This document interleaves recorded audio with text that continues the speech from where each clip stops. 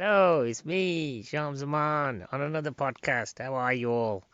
I've just got back from Good Intent in town. It's really nice. Gig again, upstairs on the Great Western Arcade, and with Jay Drotch, really funny guy, emceeing.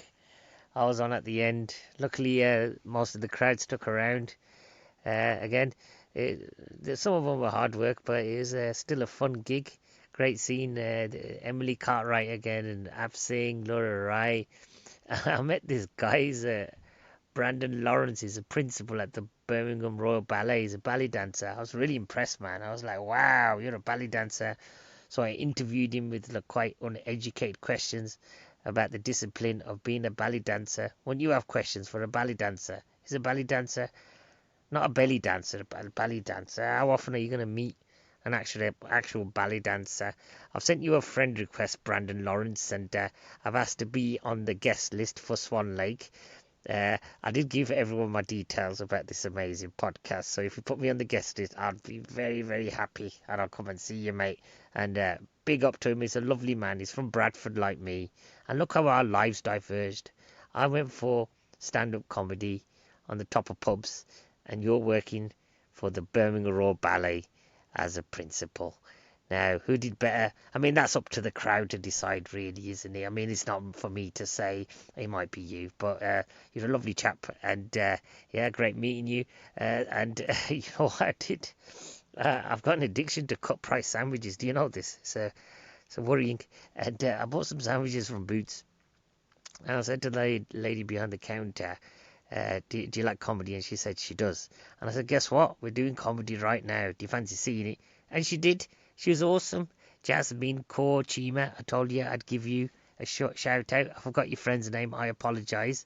And if you fix that picture of us, that selfie where you've cut half my face off, well, I think Instagram did it, then I'll give your friend a shout out as well. Just let me know what her name is. She seemed very nice as well. And it was great meeting you, and thank you for supporting live comedy. And just keep at it, keep going. I mean, Project Mayhem is in Harborne at the Boston Tea Party this weekend, and we've got some brilliant acts. I'm emceeing. You're gonna get to see me wear a bowler hat. Hope you're into that. It's in tribute to Lauren Hardy, Charlie Chaplin, Alex from Clockwork Orange. Do you like Clockwork Orange? I hope you do. It's a great book. Lots of ultra violence. What else I was going to say? Oh, yeah.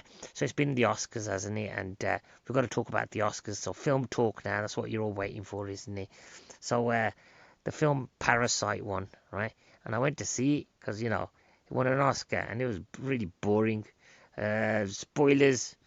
People have complained that I don't tell them there's going to be spoilers. Here's the spoilers. It's quite a sedate family drama about a working class family working for like a really rich family, and they're taking over the roles. I mean, there's some drama at the end, really slow, sluggish. I mean, there's a good reveal in the last half, but oh yeah. So when I went to the cinema, you get these allocated seating, right?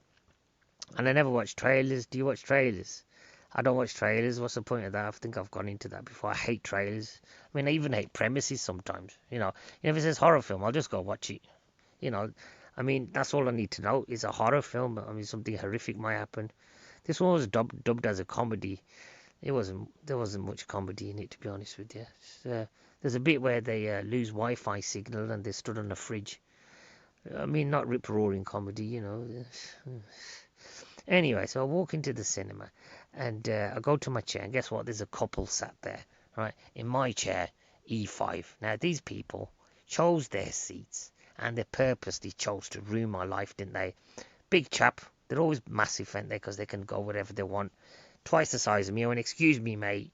He was cuddling his missus as well. That infuriated me because I'm always on my own.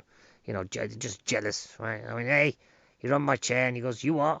I go, you're on my chair. And he goes, am I? I went, yes. He's playing it coy. Playing it coy, wasn't he? Like, surprised. But he was in my chair. I like sitting right in the centre, right at the back. So I got him to shift up, and he was just faffing about. I go, oh, hurry up. And then he sat like 2 seats along, and he goes, excuse me. Now, I don't know if you've been to the Odeon in Five Ways. They've replaced the normal seats with sofa seats, so you get the pleasure of lying on a bed next to a complete stranger. Now, I don't know about you guys, but to me, it's really creepy. I hate it. But, you've got a choice of sitting alone in a house and watching a film, or watching, like an old film, or watch a new one on the biggest screen possible.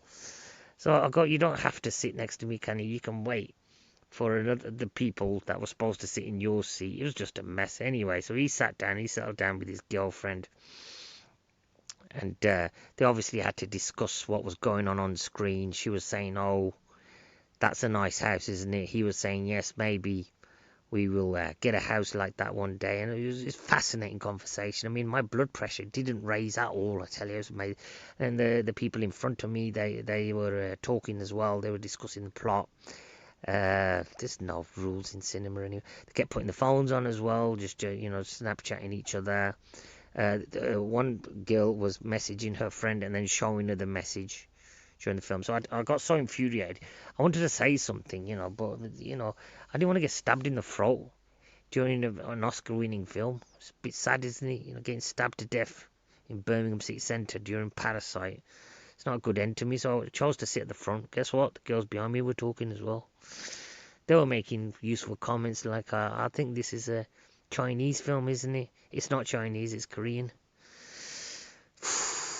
Yeah, but it won the Oscar. And I'm thinking, why is it won an Oscar? It's boring, right? But then I thought back to why I hate the Oscars, And 1988, another film came out, and it was called RoboCop. Well, have you heard of this film? It's fantastic. One of the best films ever made, right? And he wasn't nominated. He wasn't nominated at all. Guess who won? The Last Emperor. Right? What's better? A little Chinese man. Well, he wasn't a man, he was a boy in a hat, or RoboCop, the future of law enforcement. I'll leave that for you to decide. I mean, is there a half man, half robot in Last Emperor having an existential breakdown? I don't think so, but there you go. The best actor went to Michael Douglas in 1988 for Wall Street. Great film. I mean, he's got great slick back hair. But there's another actor that did a better role. His name was Peter Weller, and he played RoboCop, didn't he? I mean, did Michael Douglas say, dead or alive, you coming with me? No, he didn't. In Wall Street, no, he didn't. He said greed is good, but it's not as good as a catchy line, is it? Did he say, good, come quietly, or there will be trouble? No, he didn't do that either, did he? But they didn't give it to Peter Weller, did they? They gave it to Michael Douglas. Shame on them. Yeah. So that's it. And then I watched another one, Dr. Dolittle. That was a bag of crap. It was pleasingly bad, I mean, Robert Downey Jr., he plays a Welsh guy. Again, we've gone into this, haven't we? We've run out of Welsh actors, so let's get an American in. You can do a way better job than a Welsh person. The only highlights of this film, another spoiler for you, is I watched an ape kick a tiger in the private parts. I've never seen that before. And there's a bit with a dragon. I love dragons. If you heard my Dragon Lord bit, it's amazing. And the dragon is constipated. And when Robert Downey Jr. unloads his backside, he unleashes a massive long fart in Iron Man's face. Now, I never thought I'd live to see that. But Iron Man is farted on in the face for about 30 seconds of sustained fartage. It's disgusting. I mean, that's the highlights of the film. I can't wait for the uncut Blu-ray. Maybe we'll get like 5 minutes of constant dragon fart in the face. But yeah, that's my summarization of Dr. Dolittle.